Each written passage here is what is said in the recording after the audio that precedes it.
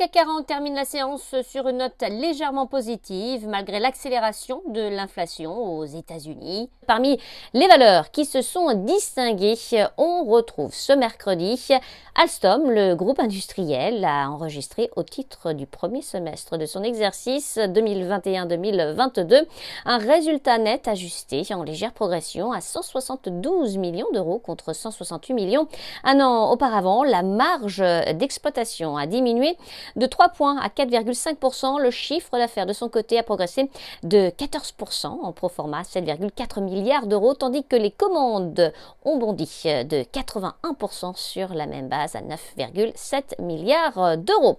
Dans le reste de l'actualité, EDF, l'électricien, a enregistré pour les 9 premiers mois de 2021 un chiffre d'affaires de 57,06 milliards d'euros en progression de 15,7% sur une base organique, bénéficiant d'une hausse de la production nucléaire et d'une augmentation des prix. Le groupe a confirmé ses objectifs 2021. Et puis Arkema, le chimiste de spécialité, a dévoilé pour le troisième trimestre un EBITDA en hausse de 54,4% à 474 millions d'euros. Le chiffre d'affaires a progressé de 30% sur une base organique à 2,4 milliards d'euros. Le groupe a relevé ses objectifs annuels. On passe à Beneteau, acteur des industries nautiques, a gagné du terrain après avoir enregistré pour octobre un bond de 91,7% de ses ventes et s'être montré optimiste pour novembre et décembre. Enfin, Saint-Gobain, le spécialiste des matériaux, a annoncé l'acquisition d'une participation minoritaire dans LiveSpace, entreprise numérique en forte croissance en Inde et en Asie du Sud-Est.